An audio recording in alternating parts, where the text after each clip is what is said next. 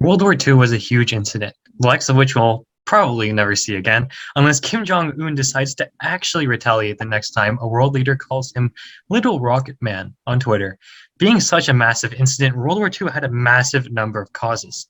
Historians point to the Great Depression, the Treaty of Versailles, and the subsequent rise of fascism as some of the largest contributors.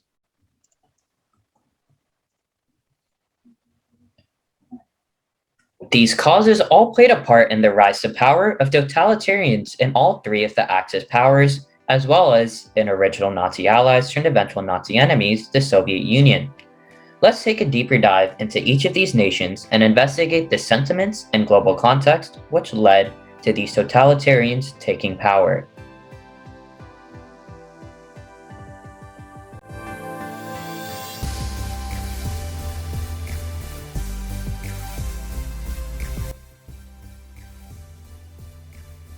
The day is June 28th, 1919.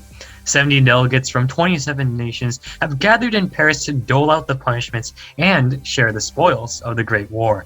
Crucially, Germany and the rest of the defeated Central Powers were not given an invite.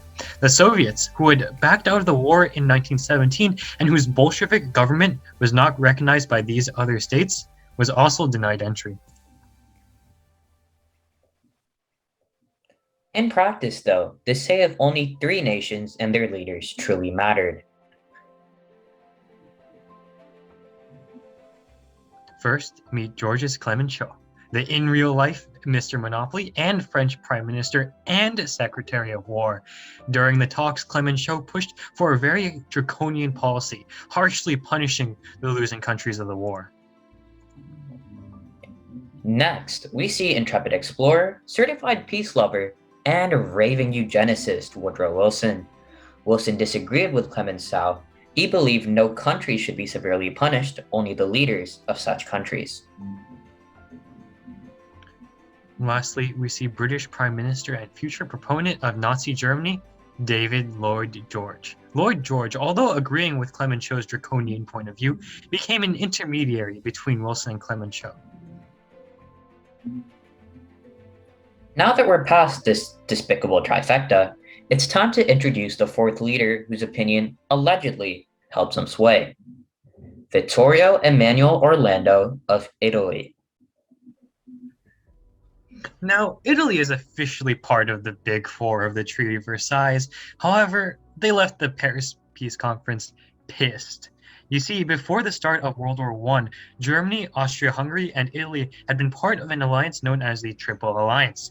When Austria-Hungary declared war on Russia in 1914, Italy did not join in with Germany in hopping into the Great War, instead choosing to remain neutral. Italy had never been a particularly respected European power. Its empire, army, and industry paled in comparison to its contemporary world states. However, the Italians did have three things that the Triple Entente, which was the alliance of France, Britain, and Russia, really wanted. They had men, a half-decent navy, and crucially, Italy had a 600-kilometer border with Austria-Hungary. The Triple Entente could also make some promises to Italy that the Triple Alliance simply could not. And those promises were, of course, Austro-Hungarian land. Also offered a chance to steal some land in modern-day Albania and Croatia. Italy jumped on the Triple Entente bandwagon and made this new relationship official with the Treaty of London in 1915. This decision was unpopular with Italians, most of whom favored neutrality. This early resentment would only further the anti-government hatred in the early 1920s. Italy would go on to lose an estimated about 615,000 men to the war effort, meaning that at the peace conference, the Italians were expecting to get their fair share of land. What they hadn't counted on when first signing the Treaty of London, though, was the eventual involvement of the Americans, and of course, peace-loving, vehement racist Woodrow Wilson. Wilson had these points, 14 of them in fact, with one of them being the idea of self-determination. Point 9 of Wilson's 14 points stated, a readjustment of the frontiers of Italy should be effected along clearly recognizable lines of nationality, which basically means that Italy could have like 2 square miles and that's it. Now, the Italians at home were obviously infuriated by this, and a lot of that rage was targeted at their central government. This government had taken the unpopular decision of going to war against Austria-Hungary in 1915. They had let 615,000 young Italian men die at the hands of their once allies, and then they had been bullied by the three true world powers of France and Britain and the USA into signing a treaty that left them with hardly any gain for the sacrifice they had undertaken. Due to Orlando's inability to gain any significant concessions for Italy at Versailles, he resigned in June 1919. Here now, we must introduce the man who would take full advantage of this situation. Benito Mussolini was the son of a blacksmith socialist father and an ardent Christian mother. His father's political leanings influenced him a lot as a boy, but too much time spent in boiler rooms and bars and not enough spent hitting the books led to him being quite disappointing in school. He was sent to a monk-run boarding school, from which he was promptly expelled after injuring a classmate with a penknife.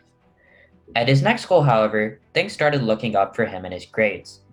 Eventually, and quite ironically considering his violent past, Mussolini qualified to become a school teacher in 1901. This short escapade into education only lasted 1 year, though, as in 1902 he ran off to Switzerland, in part to avoid compulsory military service.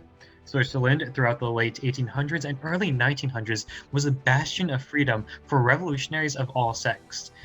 Legendary Russian thinkers such as Mikhail Bakunin and Pyotr Lavrov, as well as future dictator Vladimir Lenin, all spent time there. It was in this boiling pot of modern ideas that Mussolini's socialist ideals were invigorated. Now, nothing too relevant to our story happened between 1902 and 1908 to Mussolini. Mussolini did become very involved in Switzerland's communist society, becoming a writer for a journal. He then got kicked out of Switzerland in 1903 for advocating for a strike and promptly came back. But then within a year, he was deported yet again. After that, he served 2 years in the military and another 3 years as a teacher. In 1909, Mussolini left his job as a school teacher yet again to become the editor of a local socialist newspaper called Avanti, which means forward in Italian. Over the next 5 years, his firebrand style of writing brought him fame and quintupled the readership of his newspaper. When the Great War shook up Italy, however, Mussolini made the monumental screw-up that would eventually catapult him to power.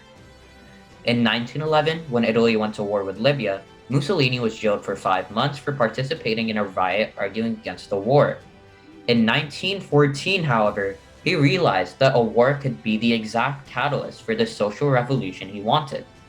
But when his socialist buddies found out about his new pro-war tendencies, they were not altogether too pleased. Therefore, they booted him out of the Socialist Party, and going all into his new imperialist tendencies, Mussolini started a new nationalist newspaper and enlisted into the army, where by all accounts he did serve with valor and distinction.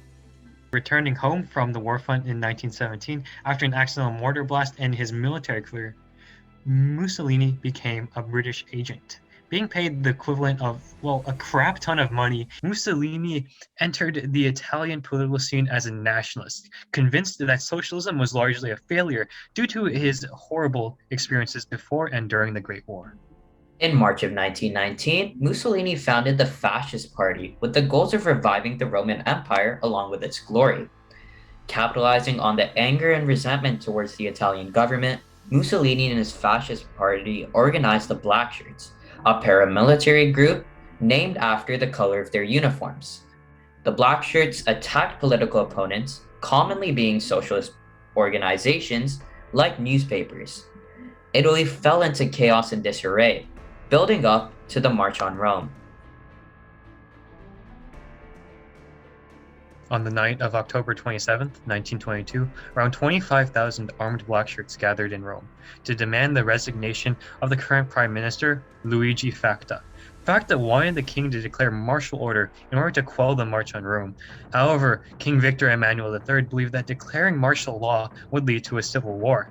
So, when the king refused to declare martial law, Facta resigned. On October 29, 1922, 2 days later, the king asked Mussolini to form a new government, believing Mussolini could stop the chaos plaguing the country. But Mussolini had other plans. In November of 1923, Mussolini and his allies passed the Acerbo Law, which guaranteed a fascist majority within the government in the upcoming 1924 election.